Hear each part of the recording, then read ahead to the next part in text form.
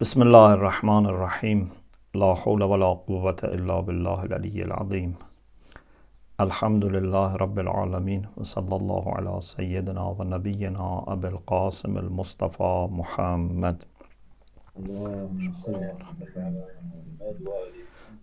وآله الطيبين الطاهرين لا سيما بقية الله في الأرضين أجل الله تعالى فرجه الشريف. السلام على الحسين وعلى علي بن الحسين وعلى أولاد الحسين وعلى أصحاب الحسين ورحمة الله وبركاته. In our discussion about the helpers, we talked about the helpers of Imam Husayn alaihi salam and some of their characteristics, and try to explain why so much of admiration and respect and appreciation are given to them. Now I want to move on towards the later stage in the time of presence of Imams and the beginning of Ghaiba, Minor Occultation, al-Ghaibatu al-Sughra.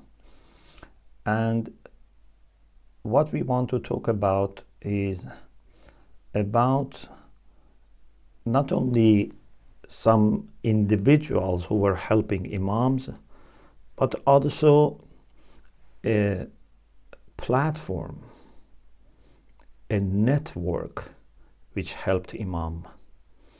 Helpers can be sometimes individuals. Helpers can sometimes be organized groups, networks. And of course, what they can do is much more than what an individual can do. Alhamdulillah, we have some good information about what started from the time of Imam Sadiq alaihi salam and reached its maturity little by little, and its peak in the time of Askariyin alaihi salam, and then in the time of Minor Occultation served a lot. And that is network of the agents, shabakat al-wukalaa, a network of the agents and representatives of Imams who were able to cover the whole Muslim world. Wherever there were followers of Ahlul Bayt alaihi salam, they were able to connect to Imam through these people.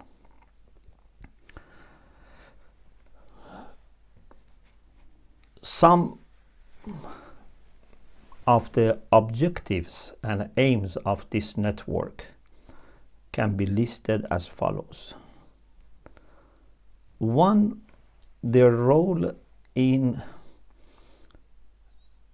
clarifying issues which were related about aqaid, and in particular about imamah. Because sometimes there were people who followed one imam, but they had hesitation or resistance or confusion about the next imam. Sometimes there were splits, sometimes there were ideas which were wrong, sometimes there were challenges. So people needed reliable sources to refer to. So this religious and theological function is very important. These people were people that people could refer to them and make sure that they know what comes from Ahlul Bayt alayhimus salam. Sometimes people needed help with fiqh questions. they could refer to these people and make sure that either they have the answer ready or they can communicate to Imams and give them reliable answers. Especially if there was no free access to Imams, this network then became more important. Another thing was the financial side. People had religious obligations, including religious tax, homes, zakat, sometimes sadaqat for particular needs, sometimes waqf, endowments that had to reach Imam alaihi salam, or at least be spent according to the instruction of Imam alaihi salam. So they needed people that they can ask them for guidance, they can give them money to pass on to Imam. And this was not only a matter of financial support for the Shia community and for the leadership locally and then Imam himself. It was also a matter of people being able to spend their money as a spiritual growth, to fulfill their wajibat and also to give sadaqat and infaq, which is very important. When people have no reliable channels, then they may end up with not giving anything. And this is not healthy. So we need to make sure that people are able to give their money, and also we use them for important causes. Both of them are important. It's not that it's just, we are thinking about the central body being in need of money. Sometimes maybe he would say, just spend it locally. Many times, they say spend it locally. Unless there is no need, then it can be used for other areas that are needed. But the main thing, people should give. And by giving, they grow. لَن تَنَالُوا الْبِرَّ حَتَّى تُنْفِقُوا مِمَّا تُحِبُّونَ. Allah doesn't say you would not reach birr and goodness and piety unless you help poor people. Yes, you have to help poor people, as Quran says about people who are suffering in the hereafter. One reason says لَمْ نَكُنْ نُطْعِمُ الْمِسْكِينَ. That's there. We have to look after the poor and needy people.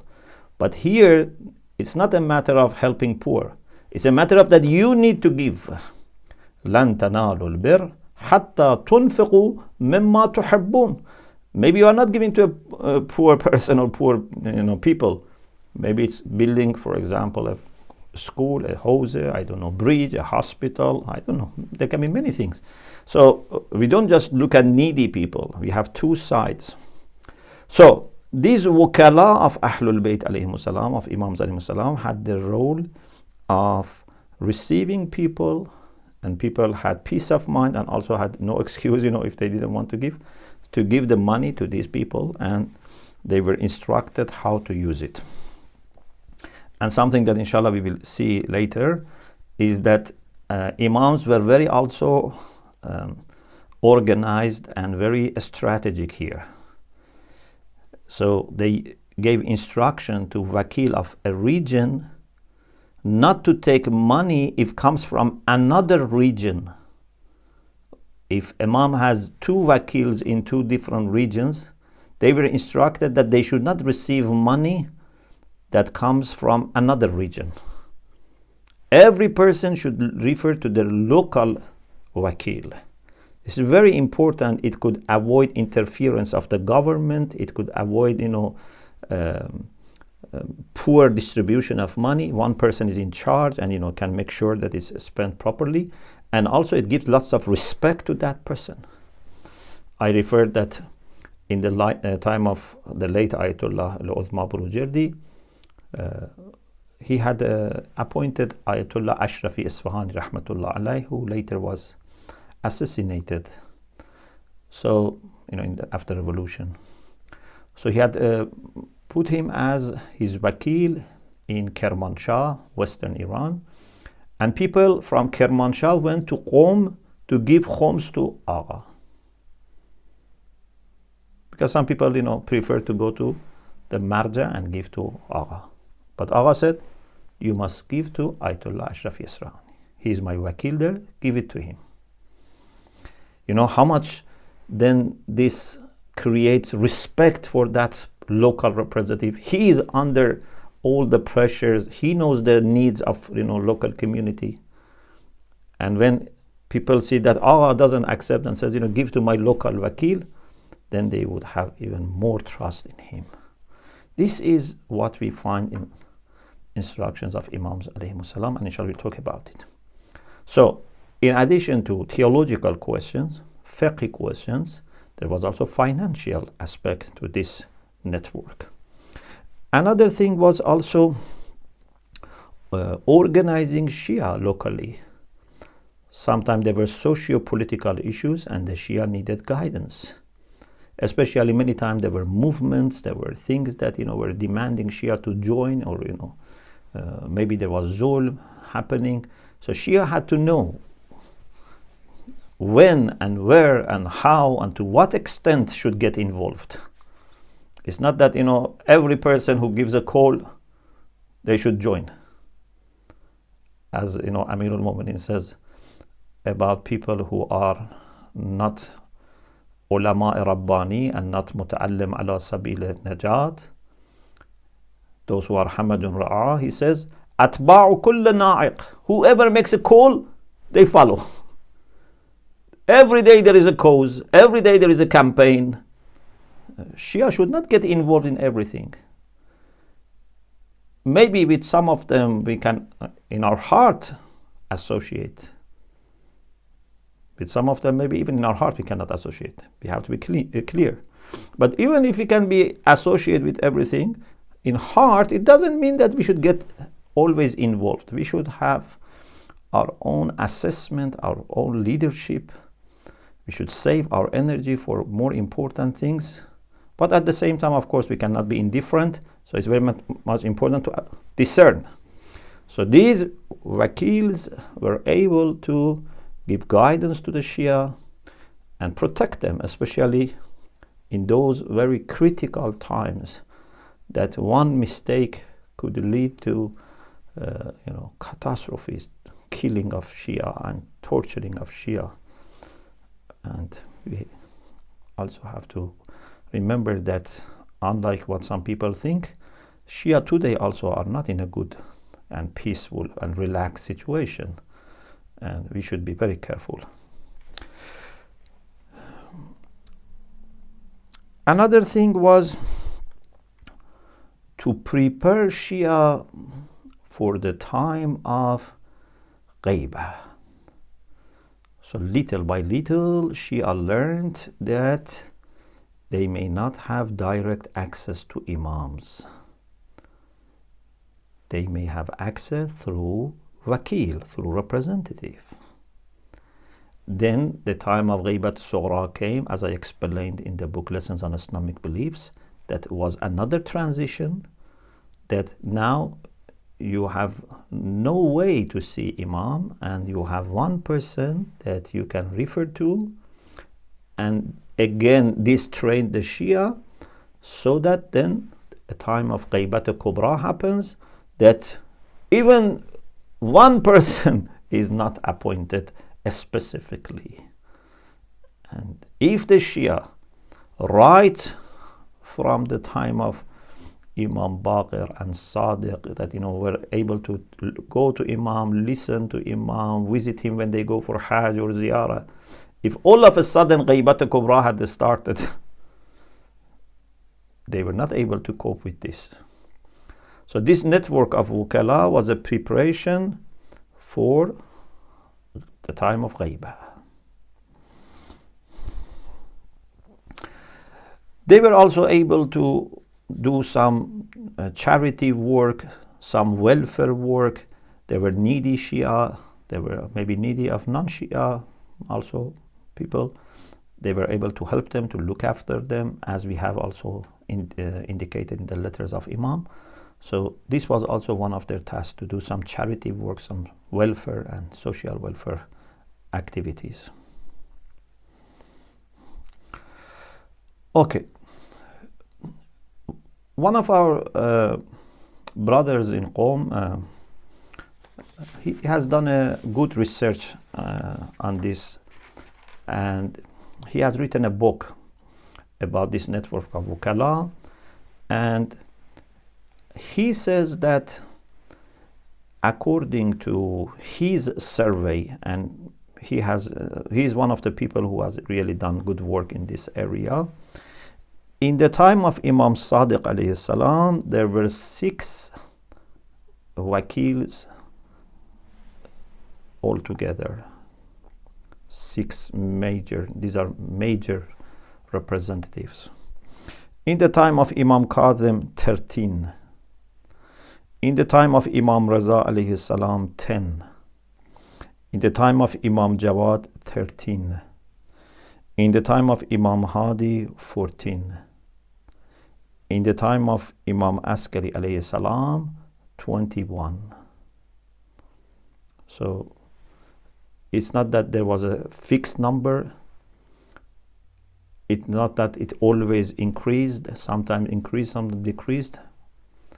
I think what was a determining factor was how much need was there and who was qualified. Many times I think about this issue, and I'm not saying this is the definite answer, but sometimes I think if we don't have qualified people, it's better to leave the position empty rather than finding someone and put in a position that they are not qualified for. And perhaps this can be an example that Imams were not putting any person in this position unless they were sure that this person is qualified. Yes, maybe we can, for example, sometimes have a kind of second level of operation. For example, if we don't have a surgeon to do surgery in the operation theater in the hospital, we cannot put another person, even if it's, for example, a surgeon to be or a nurse, say you do the surgery. No, unless we have a qualified surgeon, or we don't do surgery. But we can say our hospital doesn't have surgeon, but we can have a lower level of operation.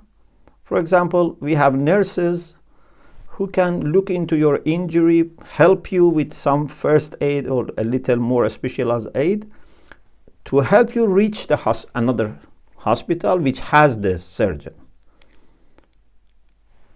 Make it closer to our community. For example, we can say in our community we don't have alim who occupies the position of resident alim,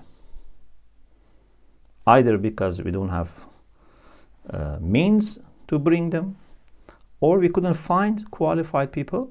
Anyway, we don't have resident alim, but we have assistant alim.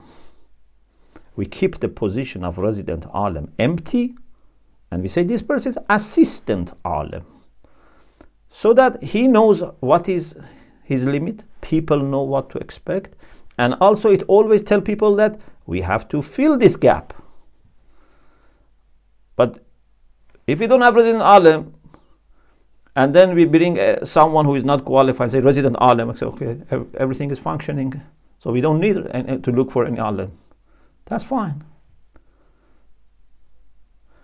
So Imams alaihi salam didn't keep a fixed number, because for them it was very important to find qualified people. And as I said, it seems to me that it's many times, if not always, better to leave positions empty, especially positions that are religious and positions that deal with the life of people or the faith of people. It's better to leave it empty instead of filling this with people who are not qualified. So, I repeat, Imams, in the time of Imam Sadiq alayhi salam, 6 people, in the time of Imam Kadhim, 13, in the time of Imam Rida, 10, in the time of Imam Jawad, 13, in the time of Imam Hadi, 14, in the time of Imam Askari alayhi salam, 21. Then by the martyrdom of Imam Askari, we enter al-ghaybat al-sughra, minor occultation. Then we have those Nuwab Khas, those who were specifically appointed by Imam Zaman, and they were in charge, of course, of this network, but they were not in a equal level to other wakil. So we can say there was one major wakil, one major deputy of Imam alayhi salam, and inshallah we will talk about these 4 people, inshallah, maybe from tomorrow. There are 5 stages of development in this network of the agents. First,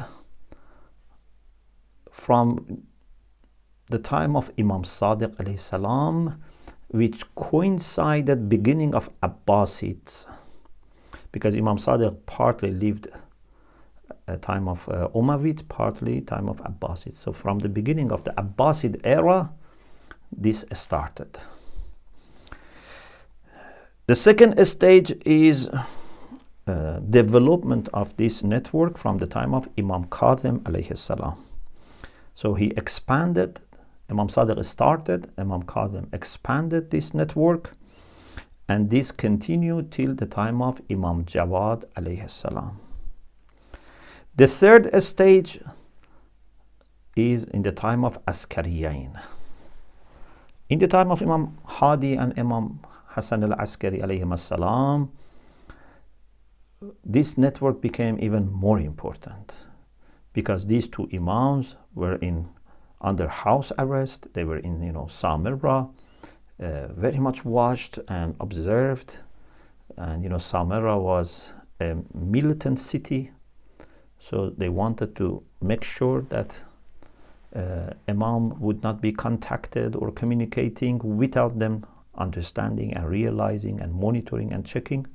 So in this time, the activities of the Shia became much more in need of people who could be as link between them and Imams alaihi salam.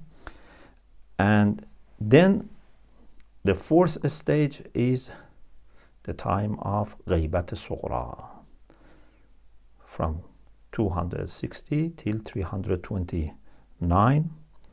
And here we have these 4 deputies of Imam Mahdi Ajjalallahu Ta'ala Farajahu Sharif. Then, with the beginning of Ghaybat al-Kubra, almost this network dissolved, and no one had any specific position. They were not also receiving any money from people, because from this time there was another policy. No one could say, I am connected through 1 or 2 people to Imam Mahdi Ajjalallahu Ta'ala Farajahu Sharif. I am authorized by Imam or his wakil directly to collect, for example, khums, or to give you this instruction or that instruction. The policy changed.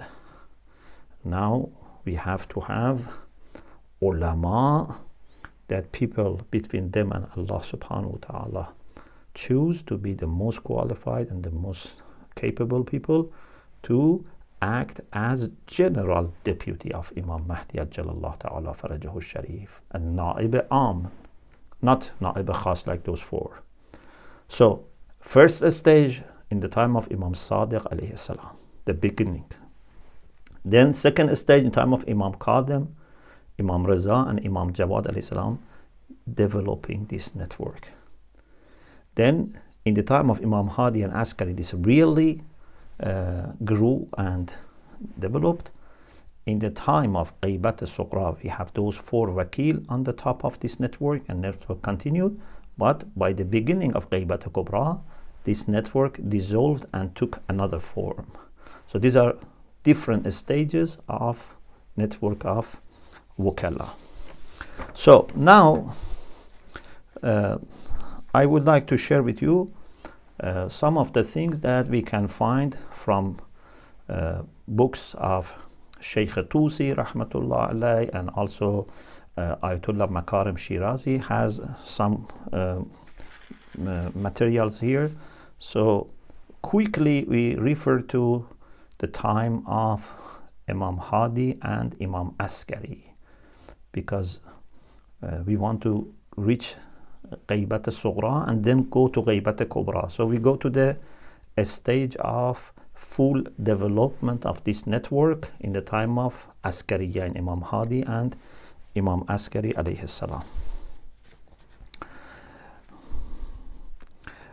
According to Ayatollah Makarim Shirazi,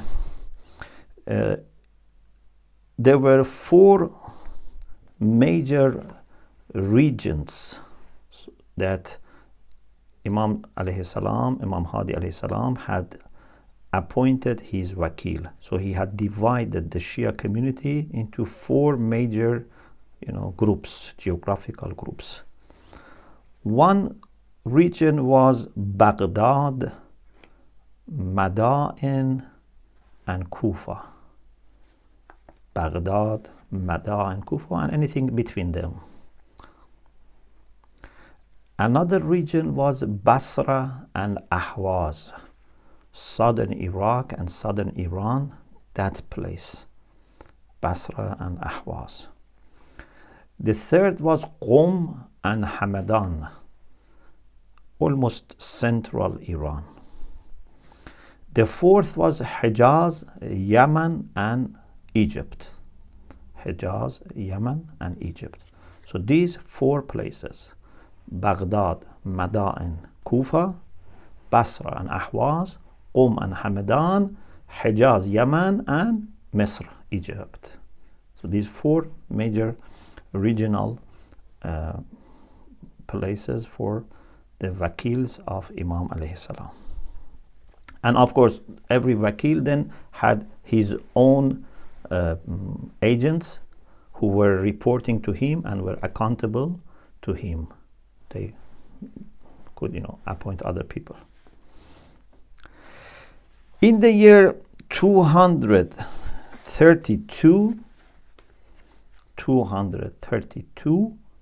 Imam Hadi alayhi salam wrote this letter. I am reading this letter for you from Ikhtiyar Ma'rifat al-Rijal by Sheikh Tusi. One of the major books on Ilm al-Rijal, about biographies of the narrators of Hadith, is Ikhtiyar Ma'rifat al-Rijal by Sheikh Tusi.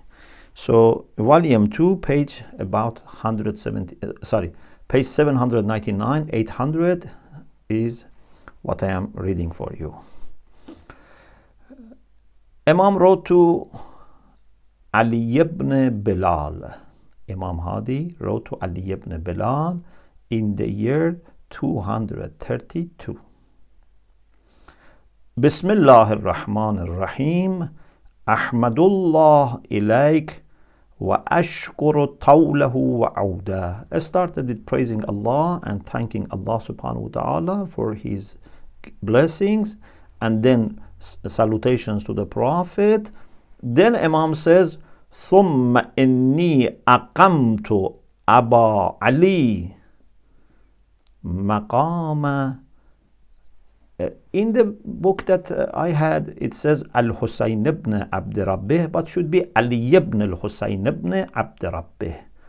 So Imam is saying that I have changed my wakil. Now Abu Ali is taking the place of Ali ibn al-Husayn ibn Abd Rabbih. وَأْتَمَنْتُهُ عَلَى ذَلِكَ. And I trust him. I have entrusted him with this position.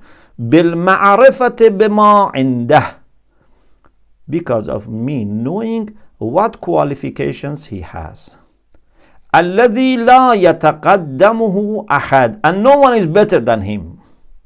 He is the most qualified person for this position, and I have appointed him. وَقَدْ أَعْلَمُ أَنَّكَ الشَّيْخُ نَاحِيَّتِكَ. I know that you are the senior member, you are like a master, a sheikh for your region. It's not the whole region, big region, one of 4 regions, but for his own area. He was a respected person, and he was someone that was a kind of authority. Imam says, أعلم أنك شيخ ناحيتك فأحببت إفرادك وإكرامك بالكتاب بذلك. Because you are in such a position, I wanted to show my honor to you and write to you specifically to inform you about this appointment.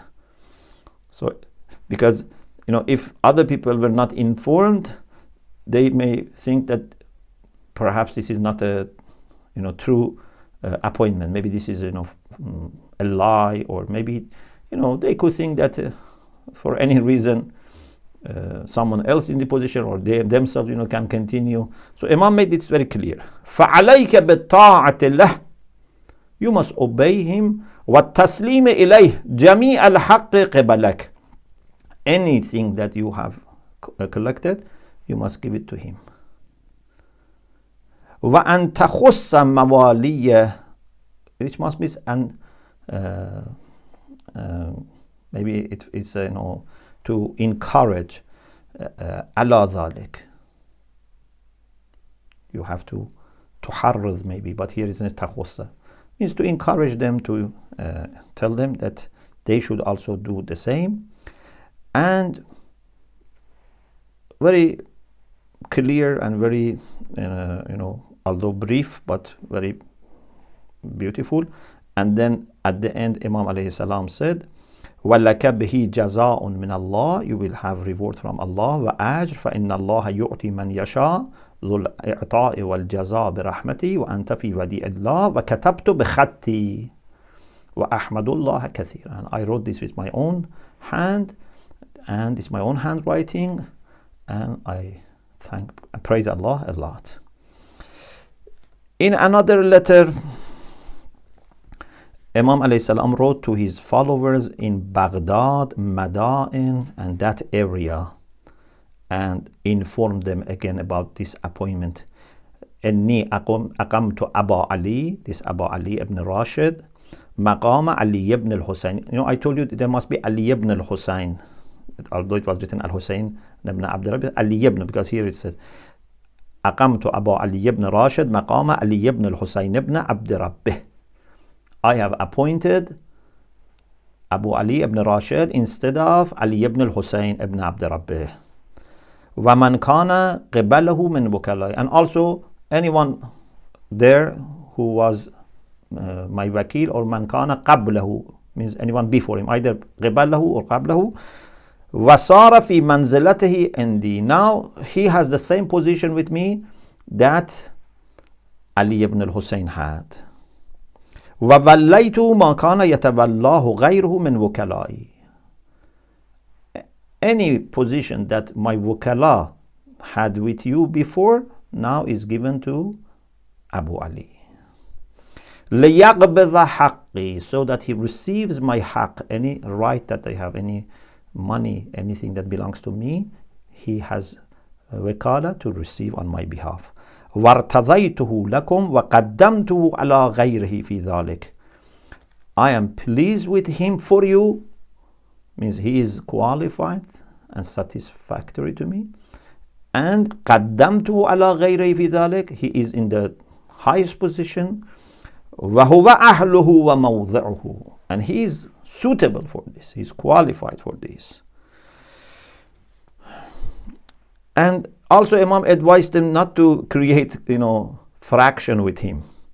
He says, لا تجعلوا له على أنفسكم علة, don't let any problem happen between you and him.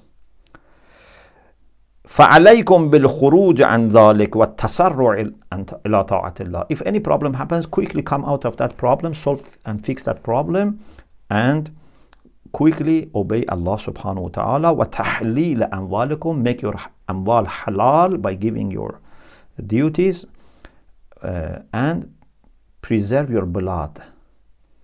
وَالْحِقْنِ لِدِمَائِكُمْ وَتَعَاوَنُوا عَلَى الْبِرِّ وَالتَّقْوَى, and you should cooperate, collaborate. Imam wants the Shia to cooperate. Alal birra wa taqwa, for kindness and piety. We don't have any secret agenda. We don't have any, sectarian reasons for collaboration. Any, I don't know, political. Birra wa taqwa. But because we have enemies, sometimes even birra wa taqwa has to somehow be kept unknown to the enemies. But everything is birra wa taqwa. Everything is light. Everything is love. Everything is, virtues. وَاتَّقُوا اللَّهَ لَعَلَّكُمْ تُرْحَمُونَ. وَاتَّقُوا اللَّهَ لَعَلَّكُم تُرْحَمُونَ. Have piety of Allah.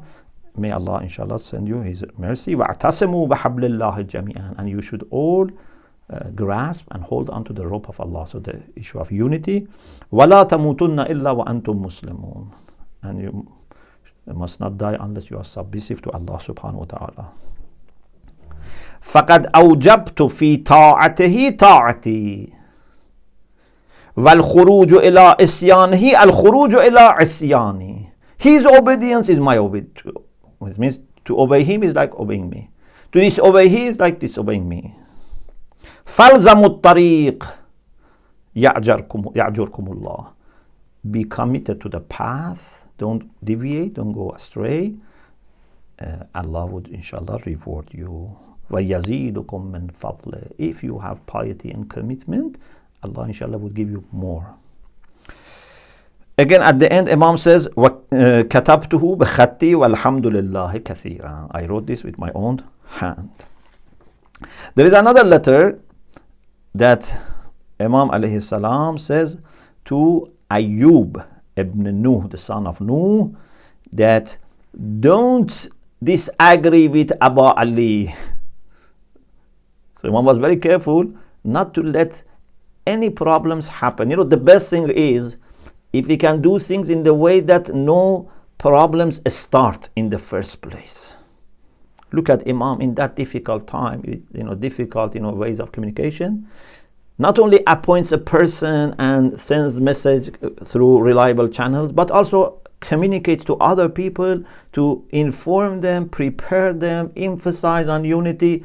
Because if these people started to disagree, it could affect the whole Shia community. And then to fix it later either is impossible or would be very costly.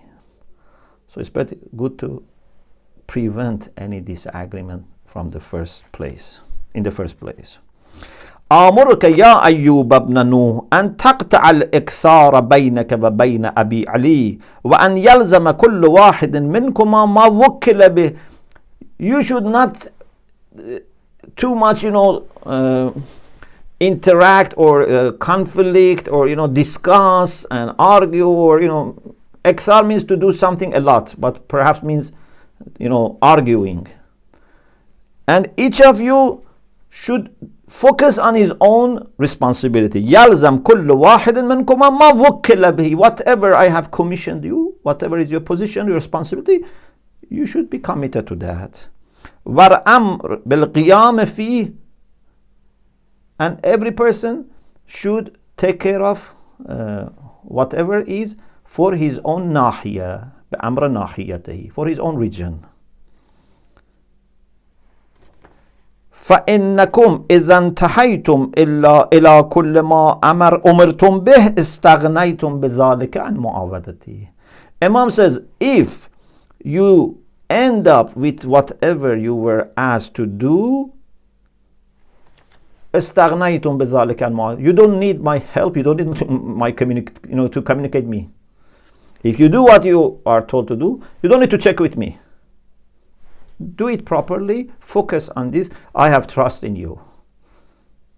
So you don't need to come back to me and refer to me. Because, referring to Imam had two problems. One was that they would not be confident, and people also would not trust them if they knew that they had to get permission again and again. And also could create danger for Imam and for these people when government and, the Khulafa were realizing that, always there is communication. Also Imam said to Abu Ali, وَآمُرَكَ يَا أَبَا عَلِي بِمِثْلِ مَا آمُرَكَ يَا أَيُّوب. The same thing that I'm saying to Ayyub, I'm saying to you. You don't interfere in his region, he should not interfere in your region. Allah taqbala min ahadin min ahl Baghdad wal madain shay'an yahmilunahu. You should not take anything from people of Baghdad and Madain if they bring to you. Sometimes, people say, Maulana, we trust you, we love you more. We don't trust this Maulana in our city. If that Maulana is appointed by the same person who has appointed you, then you should not take. No. The same Agha who has appointed me has appointed him. Go and give to him. I cannot take it. This is not my territory. If there's an issue, give it to Agha himself. So,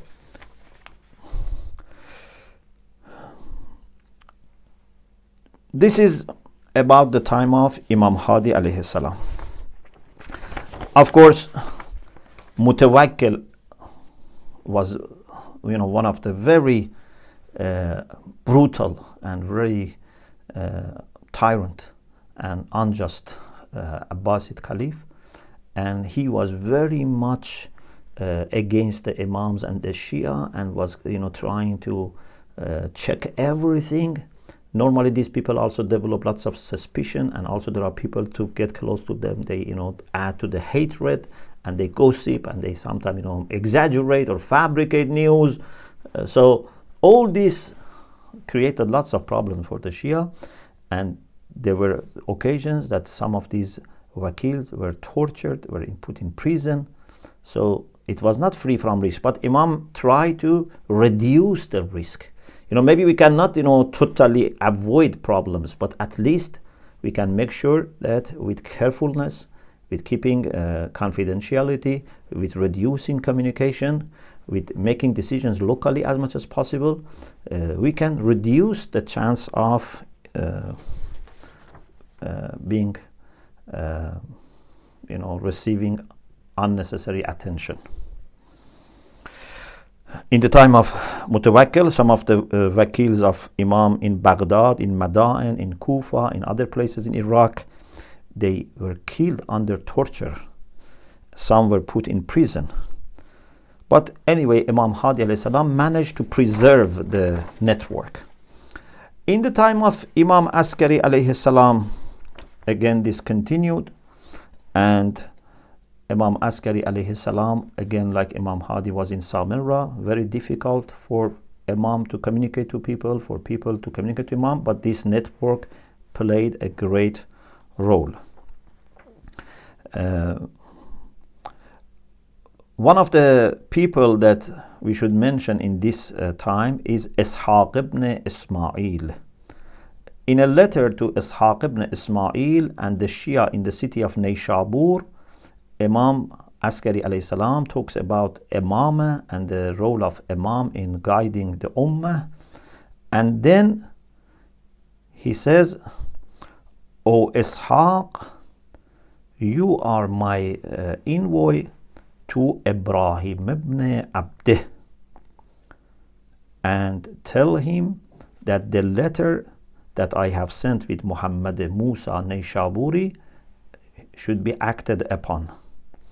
And also you should, and all the people of Nayshabur should act upon it. So Imam had given a letter, but also here tells him that that letter, so first of all they realize that letter is genuine, but also Imam is telling them, you should all act upon my letter. Ibrahim ibn Abduh should read my letter for everyone so that no ambiguity remains. Allah's salutations be upon Ibrahim ibn Abduh and you and all our Shia. So this is part of the letter, and later he says that people should give all the financial money or financial due to Ibrahim ibn Abduh, and Ibrahim ibn Abduh should give to Razi, which is possibly Ahmad ibn Ishaq Razi, one of the Shi'an, one of the great Shia in the city of Ray. And Imam says, you should give to him, and he should give to this Razi. Razi is from city of Ray. Perhaps is Ahmad ibn Ishaq.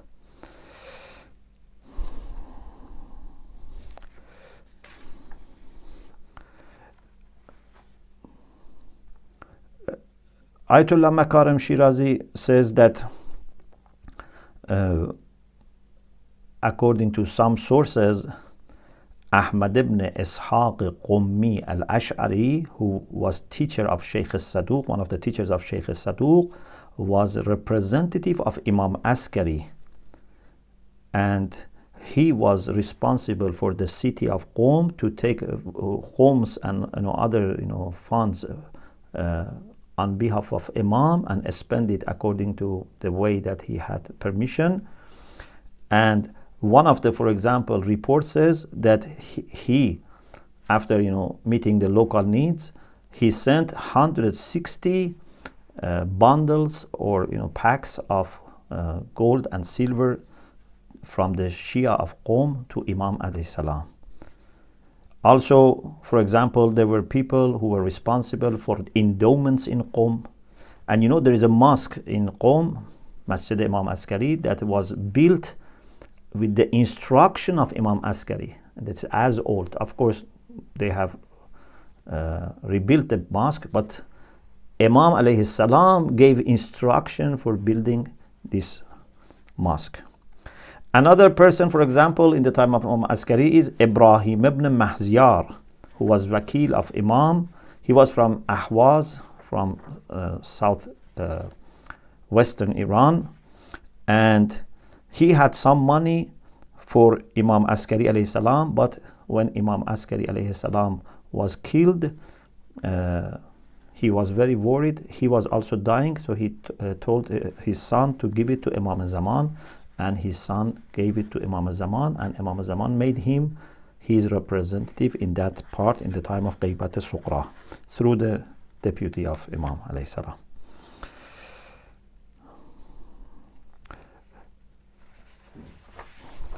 Then we have a beautiful story that how Imams sometimes had to send messages. For example, there was a person who was dahan, selling oil. For example, sometimes they were bringing containers of oil, and then they had to put messages inside these containers and send out from the house of Imam. Or, for example, there was a person called Dawood ibn Aswad, and he was working for Imam in his house, and he was responsible for bringing wood for the bathroom, because they had to put it in like an oven to boil water and make water hot. So Imam alayhi salam gave him some wood and said, take this to Uthman ibn Sa'id, who became one of the deputies of Imam Mahdi. So this person was taking this wood to Uthman ibn Sa'id. Then on the way he met a saqqa, a person with an animal was carrying water and giving water, selling water, for example, to people. So the animal of this saqqa was not moving. So he told him, help me. And he wanted to, push this animal, and this wood broke. And then he saw there is inside of this wood, some letters. And he quickly went back. As soon as he reached, Imam told him that, why you get into things that are not relevant to you. Imam knew that what had happened, you should not, do anything which is not related to you. And the exact word is this, the translation, that Imam says, why you get into something that later you have to apologize. Never do something like this again. Even, please listen to this, even if you hear someone is swearing at us and insulting us, just continue your way, continue your journey, and don't quarrel with anyone, even if they are swearing at us. I have given you a task to deliver this to someone. Don't get into anything else. You can take this literally, but you can also understand from this that when you have a task, focus on your task. Don't get sidetracked and distracted. Then Imam said, we live in a bad city and in a bad land. You must do only your own job, and know that the reports of your activities reach us. So Imams were very careful, and although they had no fear at all about death, no one can think that Imams had any worry about death or martyrdom, but this doesn't mean that you just do things carelessly, and everything was very carefully planned. They had authority over the life of people, their Shia, al-Nabiyyu awla bil mu'minin min anfusihim. Then Rasulullah said this about Imam Ali, alastu awla bikum min anfusikum. Then so Imams, although they had authority, if someone has authority over the life of people, so his hands are more open compared to someone who is not ma'soom and does not have that much authority. And even if one injury happens to a person, he's responsible. But although Imam had this authority, but they were very, very careful not to endanger anyone's life, their followers or other people, to maintain problems, not let them grow, etc.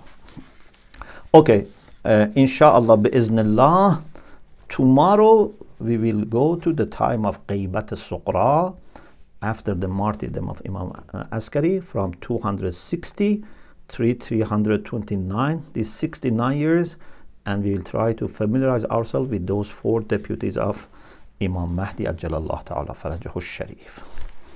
Tonight we remember Hazrat Ali Akbar, and as you know, he was a very special person in the whole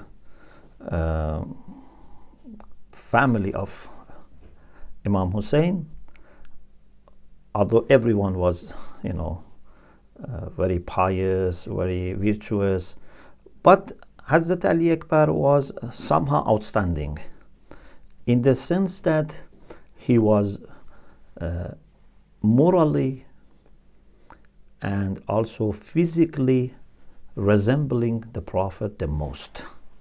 When Imam Husayn alayhi salam says that whenever we missed the Prophet, we used to look at Ali Akbar. This is very important because Imam Husayn lived with the Prophet for many years, so he knows very clearly how the Prophet looked.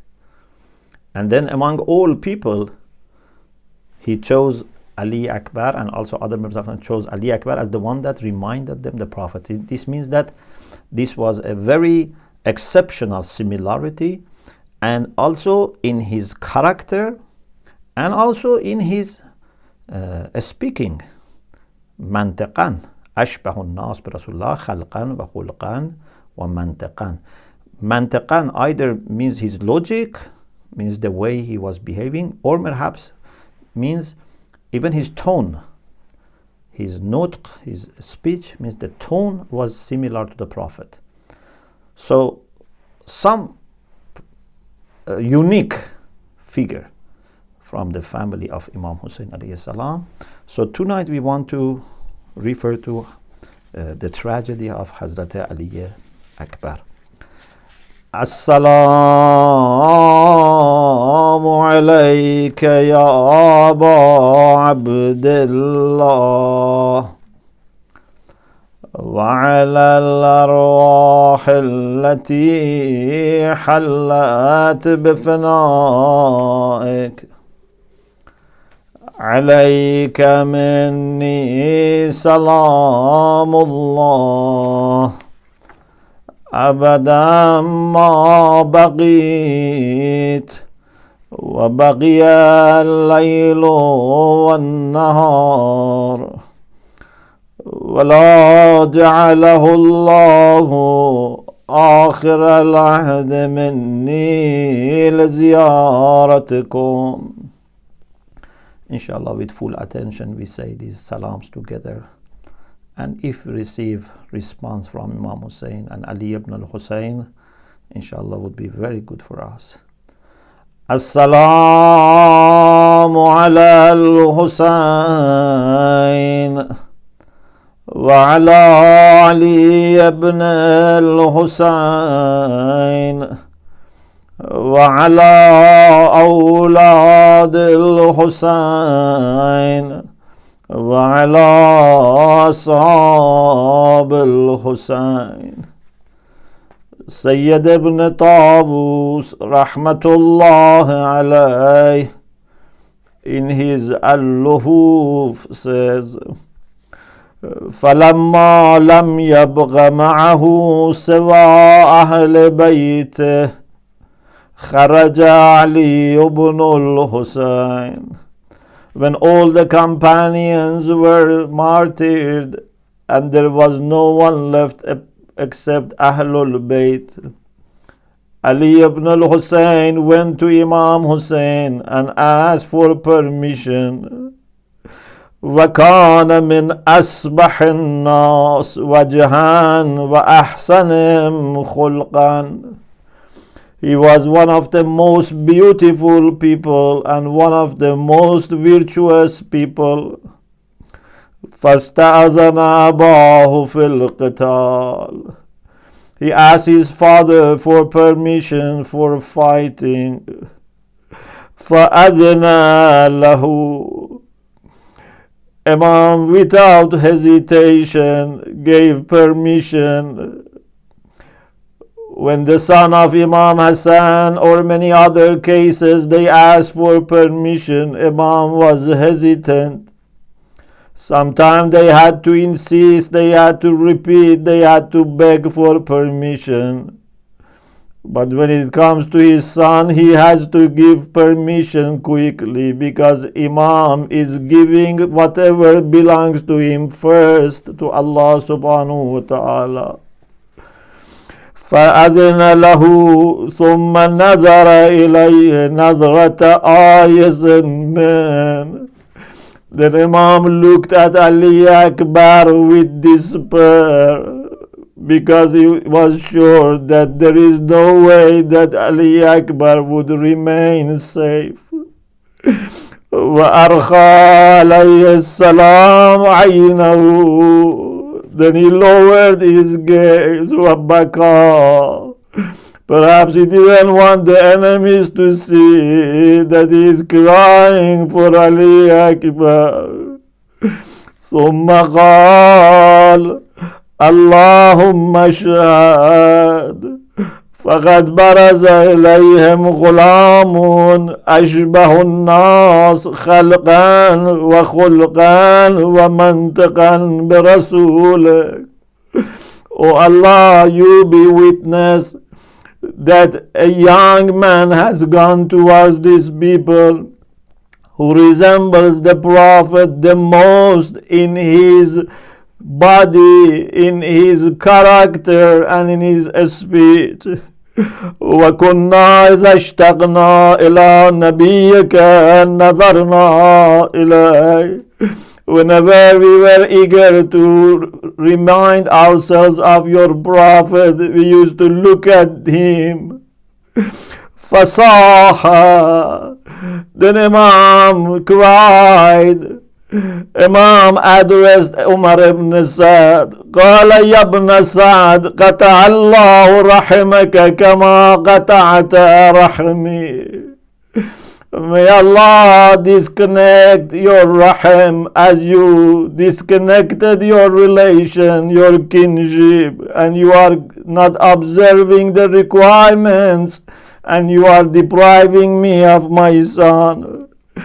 Ali Akbar went towards the enemies فَتَقَدَّمَ نَحْوَ الْقَوْمِ فَقَاتَلَ قِتَالًا شَدِيدًا.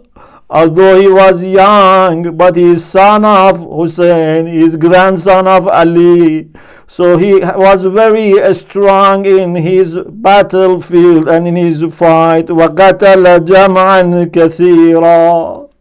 And he killed many of the enemies.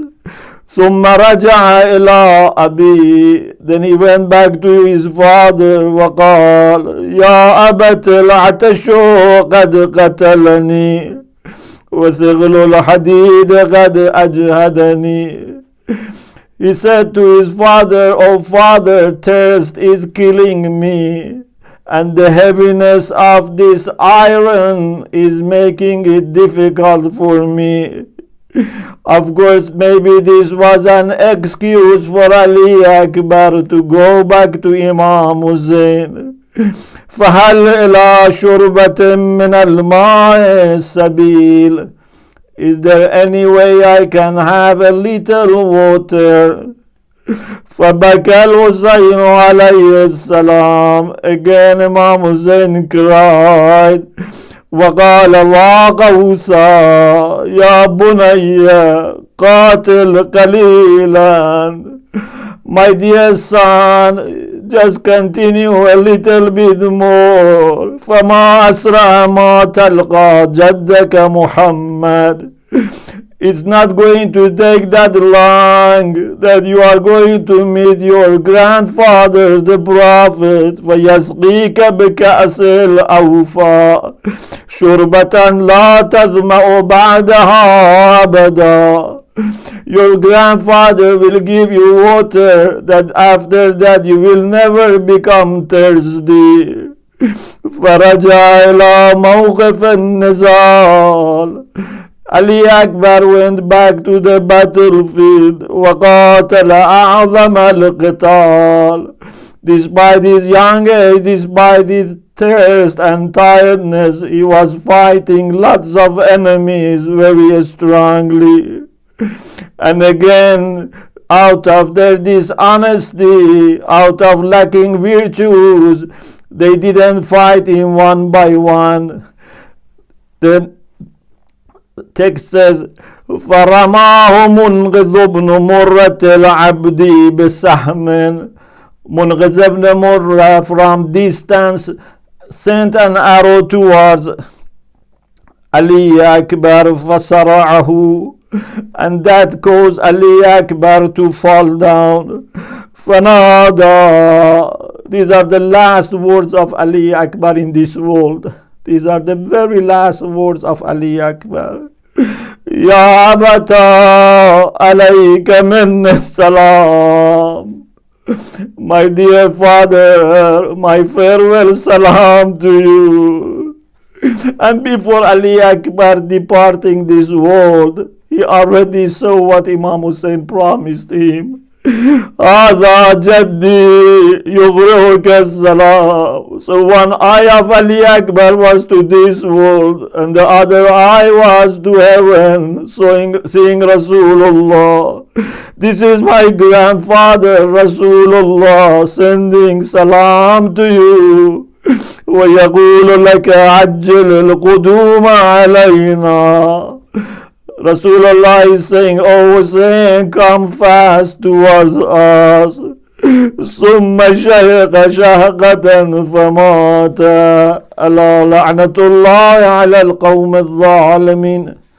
وسيعلم الذين ظلموا أي منقلب ينقلبون. يا حسين.